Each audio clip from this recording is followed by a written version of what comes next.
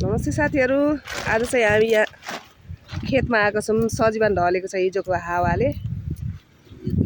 यो चाहिँ यस्तरी ढलेको छ कि फुलै फुल्छ। कति औषधि पनि हो यो। भाइ के को औषधि अरे ल? यो बीपी र चिनी रोग, सुगर, प्रेसर सबैको औषधि है। दबाई हजुर। हेर्नु न, यो हल्का तितो तितो हुन्छ। यो दालमा हालेर खानु पनि भयो, आलुसँग मिसाएर पकाउनु पनि भयो। यस्तो दामी हुन्छ यो, खाँदा यति मिठो। तर बीपी लो भएको मान्छेले चाहिँ भर्छ यो नखानु। खानु चाहिँ मिल्छ तर अलिअलि मात्रै खाँदा हुन्छ यो। अनि यो चाहिँ पाउने चाहिँ यो पूर्वमा मात्रै हैन? यो त पूर्वमा, यो पश्चिमतिर पाउँदैन होला सायद कि क्या हो? पश्चिममा पाउँदैन, पूर्व मात्रै हो यो त। अनि औषधि त यसको पनि औषधि हुन्छ। अनि यो यसको पत्ता पनि यो सुगर भएकोले चाहिँ खाँदो रहेछ हैन? सुकाएर पत्ता सुकाएर पाउडर बनाएर हैन? तातो पानीसँग खाँदाखेरि यो साह्रै एकदमै उपयुक्त यो। अब यो 15-20 बोरा छ यहाँ। अब यो कहाँ टिप्ने? तपाईहरुको यो बोरा भरिसक्यो। त्यही त, एउटा रुख पुरै ढालेको छ। यस्तो औषधि पल्लो पनि ढल्यो हुने। अनि यहाँ पल्लो पनि ढलेर सुकिसकेको छ त्यो पल्लो। ढल्ला जस्तो छ। अब यस्तै हुरी आयो भने यो यिनीहरु पनि यो यति धेरै फुलेको छ हैन? ओ माय गॉड, कति फुल त।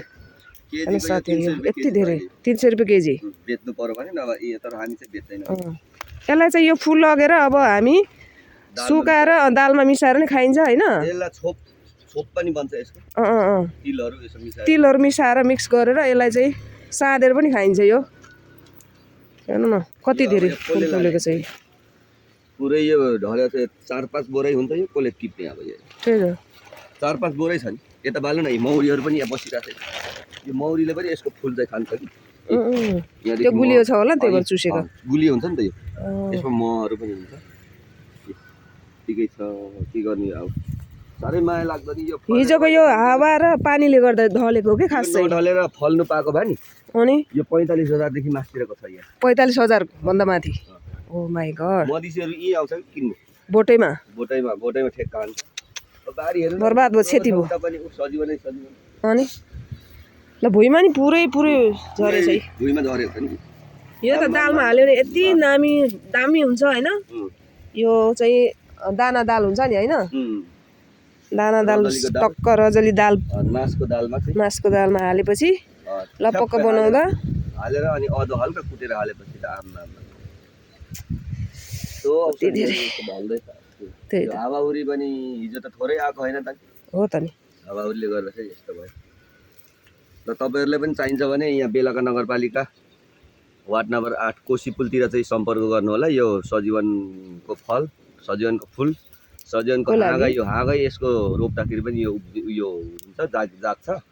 त्यही भएर तपाईहरुलाई बिउहरु चाहिन्छ अथवा कतै दबाईको लागि चाहिन्छ भने आउन सक्नुहुन्छ तपाईहरु पनि। यो खाने मान्छे छैन अब, यो कसले खाने? त्यही त। यो फुल खासै बिक्री हुँदैन हैन? त्यही त। यसको चाहिँ बिक्री त हुन्छ कि, तर यो टिप्नु भ्याउ हुन्छ के। त्यही भएर हामी चाहिँ यतिकै थाल्छौँ। अनि आफूले खानुको लागि अलिअलि टिपिन्छ हैन काकी? आफू खानुको लागि अलिअलि टिपिन्छ। अब भयो, त्यही त। यति गाई बस्तुले खान्छ अहिले भयो। पच गरौँ ल साथीहरु। हामीले चाहिँ यो पत्ता टिपेर पनि गाडीमा लोड गरिसक्यौँ। यहाँ बोरामा फुल्छ। अनि यो पत्ता चाहिँ के गर्ने भन्दाखेरि यो सुकाएर चाहिँ सुगरको लागि युज हुन्छ यो। यसलाई चाहिँ सुकाउने अनि पत्ता, अनि सुकेपछि झुरुम सुकेपछि चाहिँ ओखलीमा सट्टक कुटेर पाउडर टक्क बट्टामा राखिराख्ने। बिहान 1 गिलास फिटेर 1 चम्चा, दिनको 1 चम्चा तातो पानीमा घोलेर खाएपछि सुगरलाई चाहिँ अलिक कन्ट्रोलमा ल्याउँछ। प्रेसरलाई पनि काम लाग्छ। प्रेसरलाई पनि हामी चाहिँ यहाँ भाइको पसलमा आएर हामी चिसो लियौँ। एक्सट्रिम एउटा लिएर पानी हालेर खाइरहेको छु गर्मीमा। म भयो उमालेर पनि खाइसकेको छु म त पानी। हाम्रो भाइले चाहिँ खुब माया गरेर पानी राखिदिइराख्नु भएको छ। हामी चाहिँ अहिले रोडमा छौँ। हाम्रो गाडी दिया छ यहाँ। हाम्रो सोल्टी स्टार्ट गर ल, स्टार्ट गर।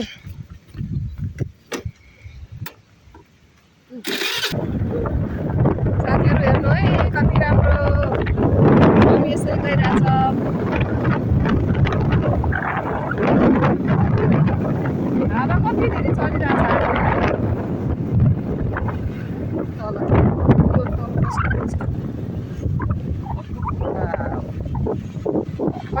सिने त माया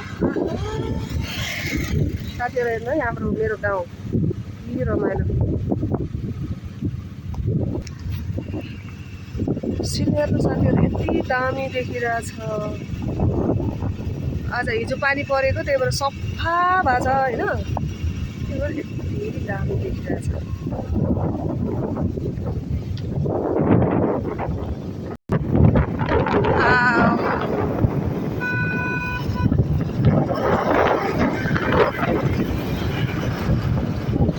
आफूलाई एडिट गर्न नि आउँदैन काटेर नि हाल्न आउँदैन जस्तो छ त्यस्तै हालिदिने हो साथीहरू हेरिदिनु होला माया गरिदिनु होला सब्सक्राइब पनि गरिदिनु होला जान्छु बिहा हो